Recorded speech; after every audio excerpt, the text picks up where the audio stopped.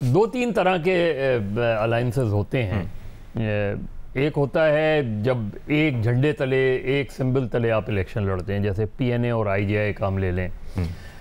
एक होता है इलेक्टोरल अलाइंस होता है, जो मुख्तलिफ जमातों के दरमियान वो अपने अपने उससे लड़ती हैं उसमें, और उसमें सीट एडजस्टमेंट जिसे हम कहते हैं। सीट एडजस्टमेंट का कभी भी फ़ायदा नहीं होता। सीट एडजस्टमेंट उसकी बड़ी बुनियादी सी वजह होती है, क्योंकि अगर कोई पीपल्स पार्टी का वोटर है तो वो अगर सीट एडजस्टमेंट कर ली, पीपल्स पार्टी का कैंडिडेट नहीं है, तो वो होता ही नहीं है, सवाल ही नहीं पैदा होता कि वो जाके नून लीग या XYZ किसी और को वोट दे दे। नून का जो वोटर है वो पक्का नून का वोटर होता है। अगर नून उस जगह से नहीं लड़ रही, कोई और पार्टी लड़ रही है, तो वो वोटर नहीं निकलता वो वोट देने। मुश्किल से कोई बहुत ही कमिटेड वर्कर्स हों, नज़रियाती हों, तो वो जाके वोट दे दें। तो ये by and large seat adjustment जो है ये नुकसानदेह होती है, क्योंकि जब इलेक्शन होता है और दो पार्टियां लड़ती हैं, ये ज़रूर आप तय कर सकते हैं कि भाई एक दूसरे के ख़िलाफ़ हम अटैक नहीं करेंगे, पर्सनल अटैक नहीं करेंगे।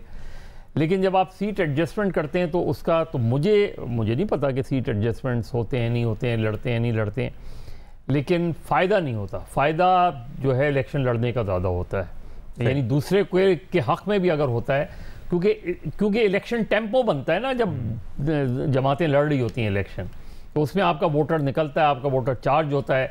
यहाँ आपने विड्रॉ कर लिया किसी के हक़ में है, तो आपका जो वोटर सपोर्टर होता है वो फिर घर में बैठ जाता है। तो आप सीट एडजस्टमेंट करते नहीं करते हैं ना। राना सनाउल्लाह के दावे अपनी जगह हैं, सारे उनके कैंपेन शुरू कर दी है या कर रहे हैं, जो कुछ भी इंतज़ार है कि साबिक़ वज़ीर आज़म वापस कब आ रहे हैं। यानी हर जगह शेर का निशान होगा, लेकिन शेर कब वापस आ रहा है, ये सबसे अहम सवाल है। और इलेक्शन भी उसी दौरान होना, ये भी उसी सिलसिले की कड़ी। इलेक्शन की ताख़ीर तो गैर आइनी होगी। इलेक्शन की ताख़ीर आइनी हो ही नहीं सकती, वो गैर आइनी हो सकती। चंद दिन की अलग बात है, कोई एक सिचुएशन, कोई नेचुरल डिज़ास्टर हो जाए, कोई इस तरह की सिचुएशन हो जाए, जिस तरह से 27 दिसंबर का वाक़या हुआ था, तो कुछ हफ्तों के लिए इलेक्शन आगे बढ़ गया था। अदरवाइज़ तो इलेक्शन आगे बढ़ नहीं सकता। और आज तक कम से कम मुझे याद नहीं है कि कोई भी इंटरिम या केयर टेकर गवर्नमेंट जो है वो जो 90 डेज़ के लिए आती हो, उसकी 90 डेज़ में ताख़ीर हुई हो। रिसेंटली हमने पंजाब KP में असेंबली में देखा, ये बड़ा सवालिया निशान है उनके ऊपर, लेकिन नहीं, मुझे इलेक्शन में ताख़ीर होती नज़र नहीं आ रही। और ये जो जब इन्होंने इक़्तिदार संभाला था PDM हुकूमत ने, इस बार क्या बयानियाँ लेकर आवाम के सामने जाएंगे? क्योंकि अभी तो वो कह रहे हैं कामयाब हुए तो महंगाई को महदूद करेंगे, गरीब की ज़िंदगी आसान करेंगे। तो 1.5 साल पहले भी ये था, लेकिन मुश्किलात वहीं की वहीं हैं, बल्कि मज़ीद बढ़ गई। हाँ, उनके सामने जो उनके पर्सपेक्टिव में जो उनका बयानिया बनेगा, वो ये बनेगा कि जी हमने अपनी सियासत को कुर्बान किया, रियासत बचाई, और अब IMF के नतीजे में कॉन्फिडेंस बढ़ रहा है, ये बयानिया हो सकता है उनका।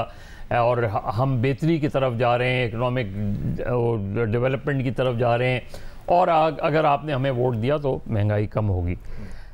देखना ये कि सामने कौन होगा।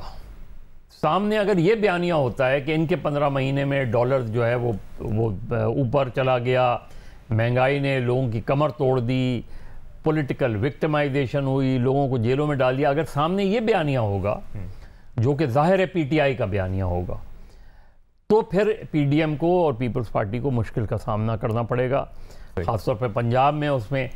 और बाकी जो जमातें हैं वो कुछ इनके साथ होंगी, कुछ उनके साथ होंगी।